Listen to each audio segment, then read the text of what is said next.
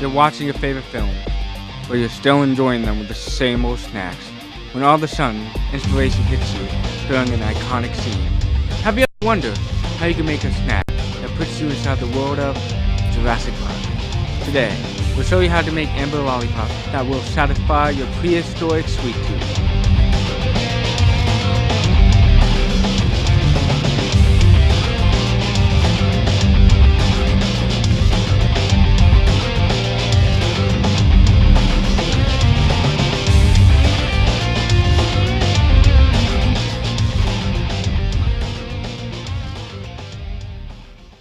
Welcome to today's edition of How Do I?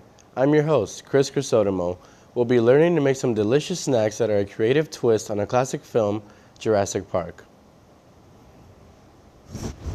We will be going over the ingredients and a whole step-by-step process to enjoy your very own amber lollipops. Before we do, let's meet the chef who's making these dinerific lollipops possible, Barbara Bucknam. Hello, welcome to Barbara's Kitchen. My name is Barbara Bucknam and I've been making sweet confections for more than 30 years. And I'd like to welcome you to my kitchen where I am going to show you how to make sweet amber Jurassic Park lollipops. Now that we have met the chef, we'll be jumping into the ingredients that make up these lollipops. Some of the ingredients required are light corn syrup, sugar, food dye, and more. Chef Bucknam will touch on each of the ingredients used to bring the snack out from extinction. Light corn syrup, our first ingredient, with a hint of vanilla. A little baking spray so nothing sticks to the pan. A little red and a little yellow food dye to give it that rich, deep amber color. And a candy thermometer, always a must when making lollipops. You don't want to burn anything. And a good lollipop has flavoring to make it a great lollipop. We're using a little orange flavoring. These are lollipop sticks, a must for any lollipop.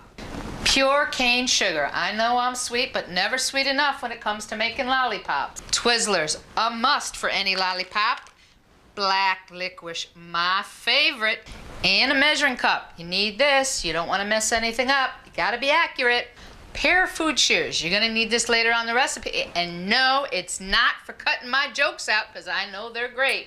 These are to cut up the little mosquitoes for our wonderful Jurassic lollipops. And the molds. Yes, you're going to need lollipop molds. You won't get that perfect round shape. And a pot. This isn't a little saucepan.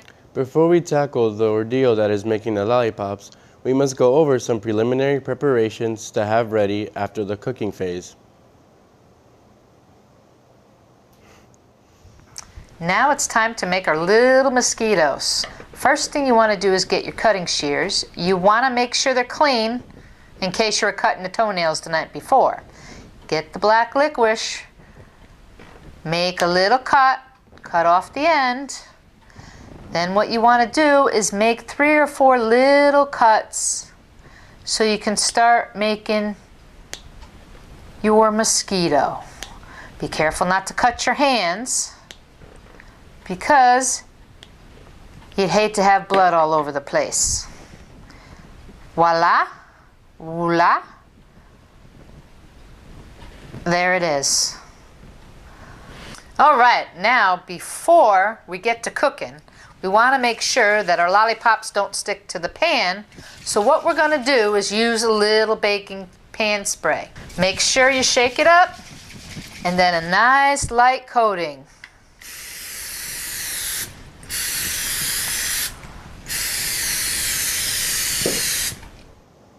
Now that we have done the preparations, we can move on to the cooking stage.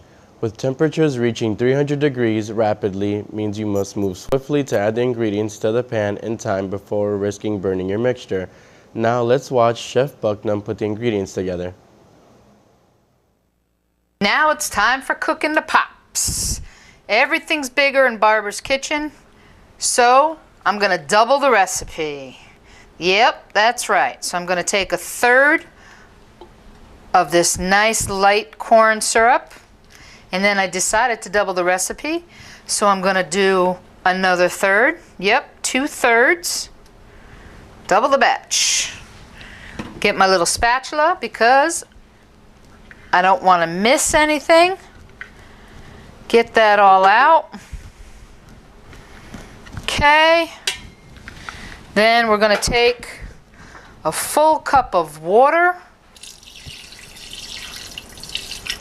Okay. Then we're going to add 2 cups of sugar.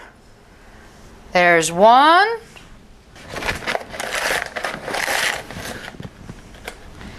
And 2. Can never have enough sugar because Lord knows you can never be sweet enough. Then we're going to turn the heat up to a nice medium heat. We're going to get our whisk. And we're just going to mix that around. Get that mixed. Nice medium heat. Make sure you have your candy thermometer on the side of the pan. Okay, you want to make sure that you keep whisking these ingredients around. You keep it on the heat until the thermometer reads 300 degrees. Okay, once your candy mixture has reached 300 degrees, you want to make sure you take it off the heat. Make sure you turn the heat off so you don't burn yourself. And now you want to add your flavoring. Teaspoon of flavoring. I'm going to go a little bit more because, you know, I like to do a little bit extra. Why leave the bottle? Why leave a little bit? You can do a whole lot. That smells nice. Now you want to make sure you add a couple of drops of red food dye. Then you want to make sure that you add a little bit of the yellow food dye to get that amber glow. And stir. You want to get that nice color. Got that nice, you can smell that orange flavor. You got that nice amber color. Now, it's time to pour the mixture into the lollipop molds, inserting the sticks and watching. Fossilize into a lollipop that you can enjoy. Now observe as Chef Bucknum finalizes the enjoyable movie treat. Okay, now you take your mixture, you put it into a Pyrex measuring cup. Just makes it a little bit easier to work with. And you start to pour a little bit into each cup. It's okay if it spills, not going to hurt anything. Pour a little bit in. Voila. Okay. Then you want to get your Mosquito and you want to put it in the candy.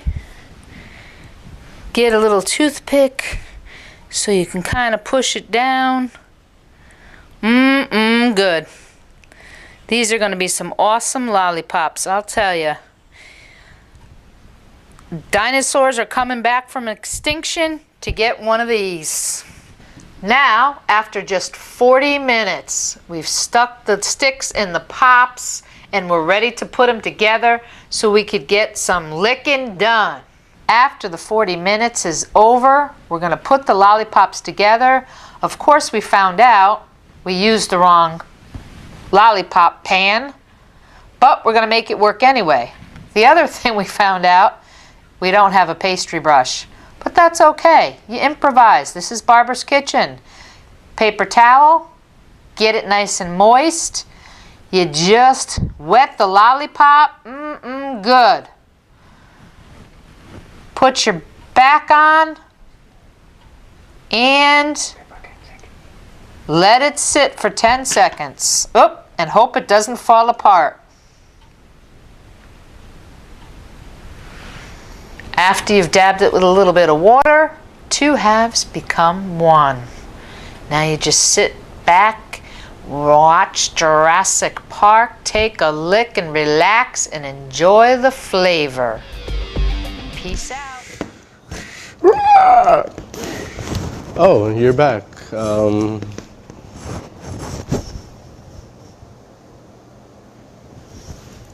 We hope you learned from Chef Bucknum on how to make your very own batch of Jurassic Park lollipops. My name is Chris, and we hope to see you next time.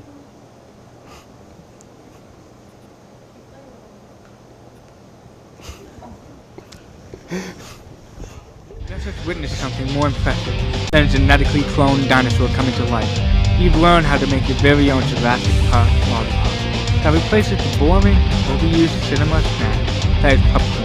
Now you can have a more immersive experience as you watch the cinematic classic. I hope you try this at home with your friends, family, and for yourself. Have a good day. See you next time on How Do I?